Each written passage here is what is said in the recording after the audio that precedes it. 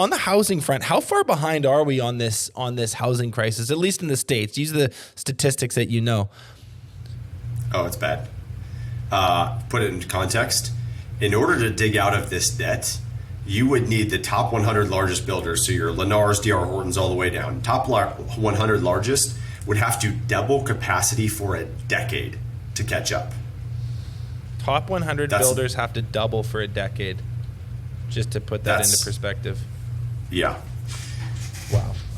Okay. And now you have a third compounding factor that's come out in like really the last quarter, which is with all the money that's been printed and all the generational wealth that's been accumulated over the last 10 or 20 years, there's no shortage of capital. And so what we're starting to see, my inner capitalist doesn't care, but my inner American is grieved by the fact that home ownership is going to become tougher and tougher because your large, institutional money is going to start to come in and buy homes and turn around and rent them, because renting is really, really good from an investment perspective. You're already seeing that, right? There's, I'm going to botch I read an article, like BlackRock, big money, big smart money is coming in and buying huge tranches, these massive swaths of not low income, but also not high. We're talking big apartment blocks, huge multifamily, because it's good business. And they think that it will be for many, many years to come. So I think, as a millennial who just bought a home, I'm kind of passionate about this also. I'm like that.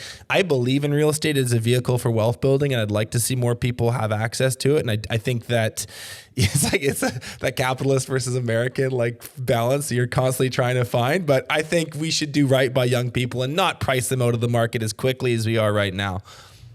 Well, I mean, home ownership it's an American phenomenon, but we've grown up with thinking of it as a right almost. It's like the American dream. The Horatio Alger rags to riches. You have the ability to work hard, buy a home, and then the home becomes the single greatest source of wealth generation for most of us as blue collar workers. That's right. Well, if all of a sudden you take that tool off your tool belt, once you go down the rental route, it's really tough to get back out of it.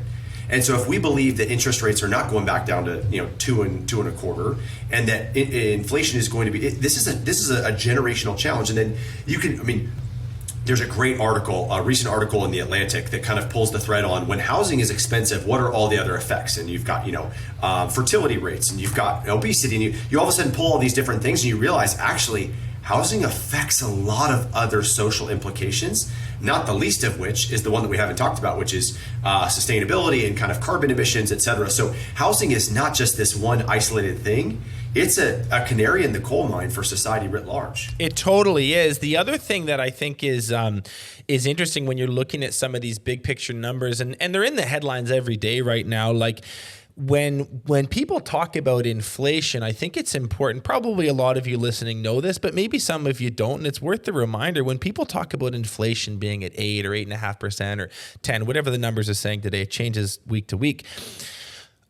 That basket, that bundle we're talking eggs, bread, cheese, diapers, household stuff. That number doesn't even factor in real estate. It doesn't factor in hard assets. When we talk about inflation, it's actually significantly worse than what a lot of these numbers say, just based on the simple math equation they're using to come up with those figures. So if you didn't know that data point, it's one you can go do a little more digging on exactly how they calculate that CPI number, but it is an interesting thing to point out. Anyway, I digress.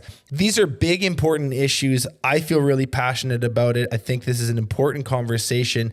I think we understand the problem to some degree. We could bang on more about it, I'm sure, another time. Let's get into the solution. And I want you to just maybe high level, give us an overview of your guys' business systems and operations and how Agoras is attempting to fix some of this stuff.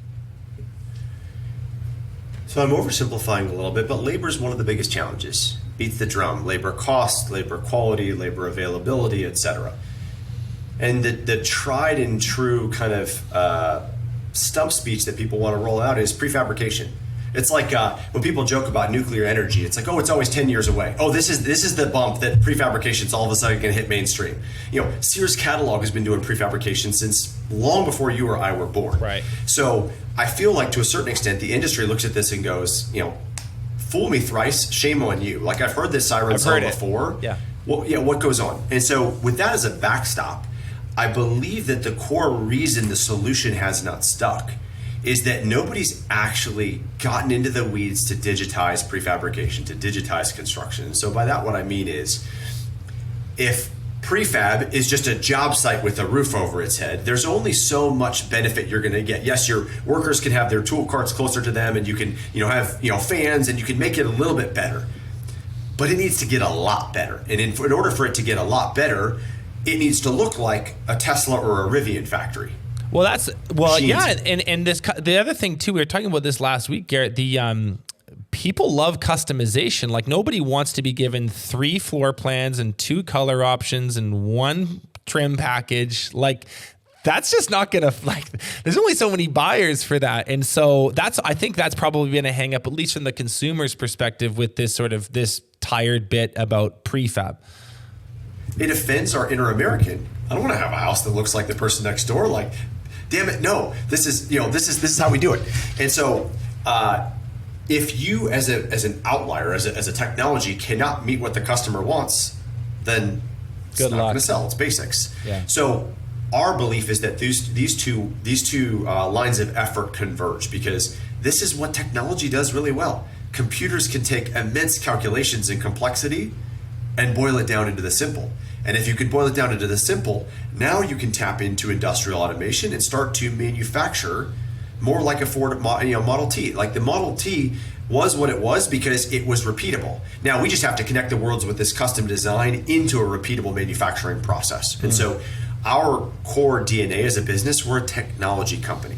We live in the world of manufacturing robotics as well as the software that feeds that. And so what this allows for is, now you can start to connect a dotted line to, how could we be building hundreds of thousands more units in a factory offsite?